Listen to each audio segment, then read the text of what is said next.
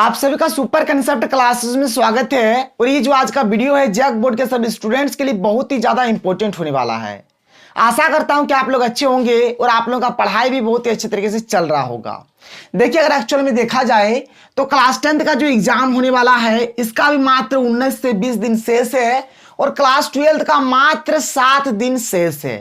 अगर आपने अभी तक तैयारी नहीं किया है, अगर आपका तैयारी पूरा नहीं हुआ है, तो अभी आप लोग तैयारी किस प्रकार से करेंगे ताकि आपका अच्छा रिजल्ट आए।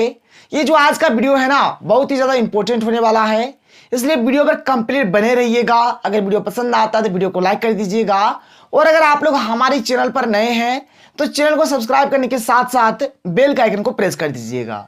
देखिए, सबसे पहले आप लोगों का कुछ कॉमेंट्स आता है जिससे कि क्लास 10th वाले बोलते हैं कि सर थोड़ा सा संस्कृत बता दीजिए। तो सर आप लोगों को मैं संस्कृत बता दूंगा। इन लोग कहते हैं सर मैथ में रचना बता दीजिए, रचना भी बता दूंगा। जो आप लोगों का पैराग्राफ होता है, पैराग्राफ का जो ट्रिक होता है, ट्रिक भी बता दिया जाएगा, बहुत ही जल्द बता दिया जाएगा, बिल्कुल भी टेंशन मत लीजिए। और अगर आपको किसी भी चीज का और वीडियो चाहिए तो आप नीचे कमेंट सेक्शन पे कमेंट कर दीजिएगा।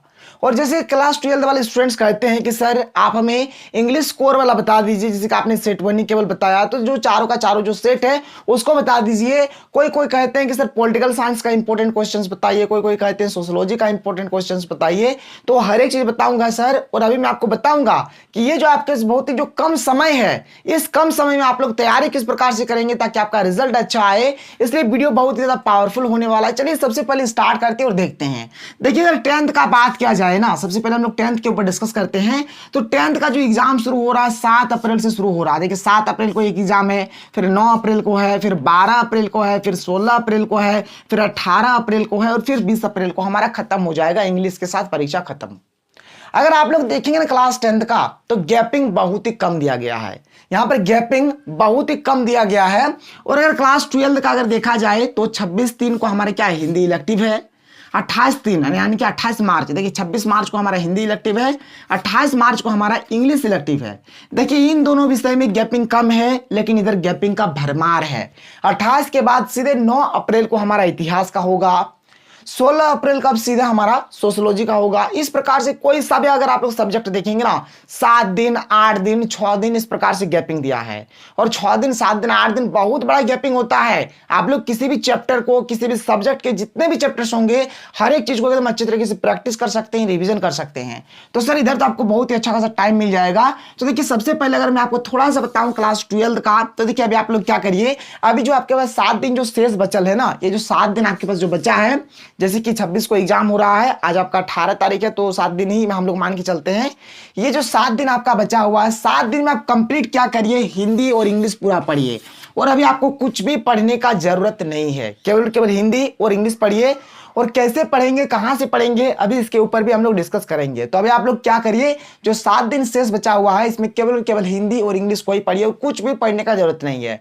ये दोनों को पहले क्लियर करिए। ये दोनों जब क्लियर हो जाएगा तब आप लोग आइए इतिहास में, या फिर आपका जो अगला सब्जेक्ट होगा उसमें आप लोग आइए, अच्छे तरीके से तैयारी करिए।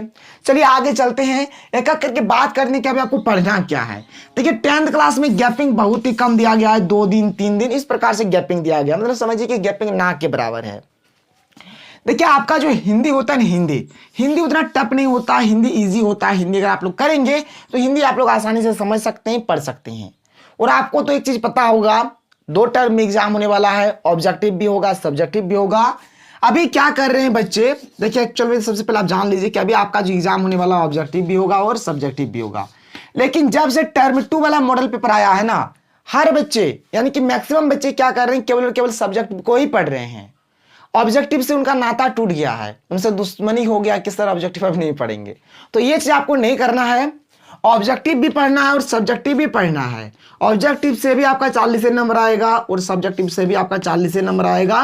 कोई बड़ा छोटा कम बेसी नहीं है, सब समान समान है। ऑब्जेक्टिव भी 40 है तो सब्जेक्टिव भी 40 है। तो सर आपको दोनों का दोनों पढ़ना है, ऑब्जेक्टिव भी पढ़ना है और सब्जेक्टिव भी पढ़ना है, ठीक है। देखिए, आपको क्या करना है, जिसका तैयारी नहीं हुआ है, सिंपल सा बात है, जिसका तैयारी नहीं हुआ है वो केवल और केवल एक ही काम करिए और वो काम है मॉडल पेपर या फिर मॉडल सेट। जो मॉडल सेट आया हुआ है, चाहे टर्म 1 का हो या फिर टर्म 2 का हो, और आपको कुछ भी करने का जरूरत नहीं है, बस इतना सा ही फंडा है। आप क्या करिए, मॉडल सेट को पढ़िए, क्योंकि मॉडल पेपर में, मॉडल सेट में जो क्वेश्चंस दिया गया है, हर एक क्वेश्चंस बहुत ही ज्यादा इंपॉर्टेंट है। और बात किया जाए क्लास 10th का, तो मैक्सिमम क्वेश्चंस अगर कहा जाए तो जैसे कि यहाँ पर ये 80 नंबर का हो रहा है ना, 80 नंबर में से मतलब जैसे कि हर बार यहाँ पर मोटा मोटी 30 से 35 नंबर पर मतलब जैसे टर्म में आ जाएगा। टर्म 1 में भी 30 से 35 नंबर आ जाएगा मॉडल पेपर से, टर्म 2 में भी 30 से 35 नंबर आ जाएगा, 60-70 नंबर 80 में से मॉडल पेपर से ही आएगा। क्योंकि आप लोग मॉडल पेपर के क्वेश्चंस को उठा कर देखिए, हर एक क्वेश्चंस वहां पर दे ही दिया गया है, तो बाकी क्या रहा।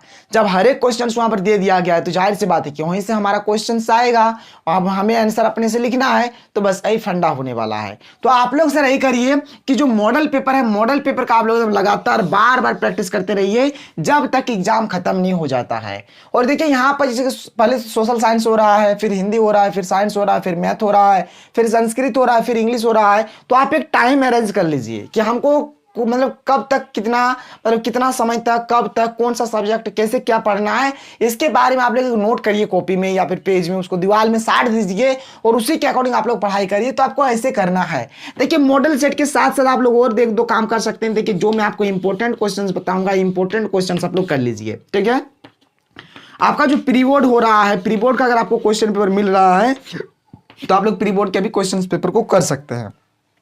ऐसे तो गेस्ट पेपर आया हुआ है, तो इस साल अगर आप लोग गेस्ट पेपर नहीं भी खरीदते हैं ना, टर्म 2 वाला, कोई प्रॉब्लम नहीं है। 5 सेट जो जारी हुआ है ना मॉडल पेपर का, बस पांचों का पांचों सेट कर लीजिए, आपको और कुछ एक्स्ट्रा करने का जरूरत नहीं है। अब देखिए यहाँ पर अगर बात किया जाए ना, तो ये जो सोशल साइंस होता है ना, सोशल साइंस मैक्सिमम बच्चों को याद नहीं होता है, उनको समझ में ही नहीं आता कि एक्चुअल में क्या बोला जा रहा है, क्या कहा जा रहा है। तो सर एक्चुअल में मैं क्या करने वाला हूं, सोशल साइंस का जो भी क्वेश्चंस होंगे ना, एक एक वीडियो पर चैप्टर का, हर एक चैप्टर का एक करके वीडियो लेकर आऊंगा, और उस चैप्टर में ना मैं जो आपको सॉल्यूशन बताऊंगा, एक भी सॉल्यूशन आपको रटने का जरूरत नहीं पड़ेगा, आप केवल देखेंगे, सुनेंगे, आपका कंप्लीट याद हो जाएगा, ठीक है। बस यही होगा फंडा हमारा, और ऐसे ही आपको हर एक चीज को करना है, ठीक है सर। चलिए ये तो बात हो गया, ये तो था थोड़ा सा क्लास 10th का। अब देखिए क्लास 12th का अगर बात किया जाए ना, तो अभी जो आपका हिंदी है, जो आपका इंग्लिश है, अभी थोड़ा 10th के बारे में बताऊंगा, क्योंकि इंग्लिश में बहुत सारे बच्चे कंफ्यूजन में रहते हैं। इंग्लिश बहुत डरावना सब्जेक्ट उनको लगता है। देखिए डरावना है ये कि उनको समझ में नहीं आता है। तो इंग्लिश आप लोग किस प्रकार से करेंगे, तो देखिए चाहे आपका क्लास 12th का हो या फिर क्लास 10th का हो, दोनों बच्चे यहाँ पर ध्यान दीजिएगा, ठीक है। दोनों का फंडा एक ही होने वाला है। देखिए एक होता है आपका पैसेज। देखिए पैसेज का एक ट्रिक होता है, अगर आप लोग इस ट्रिक को जान जाएंगे ना, तो पैसेज का एक भी क्वेश्चन ऐसा नहीं होगा जो आपसे छूटेगा, आप लोग हर एक क्वेश्चन को बना लेंगे। तो पैसेज से तो आपका काम बन जाएगा। लेटर का महा ट्रिक मैंने आप लोगों को बता दिया है, क्लास 10th का भी बता दिया है, क्लास 12th का भी बता दिया है, लेटर भी क्लियर हो गया। अब देखिए 10th में पैराग्राफ रहेगा, पैराग्राफ भी बता दिया जाएगा, और जो चैप्टर के जो क्वेश्चन आंसर रहेंगे वो भी मैं आपको बहुत ही सिंपल और इजी लैंग्वेज में बताऊंगा। तो टेंशन मत लीजिए सर, इंग्लिश भी आपका कंप्लीट हो जाएगा। और देखिए बात किया जाए 12th का, तो सर अभी आप लोग क्या करिए, दोनों के दोनों सब्जेक्ट में लगिए, हिंदी और इंग्लिश पे आप लोग अभी एकदम जमकर तैयारी में लग जाइए। जैसे हिंदी इंग्लिश खत्म हो जाता है, फिर आप लोग और दूसरे सब्जेक्ट में लगेंगे, और अच्छे तरीके से तैयारी करिए।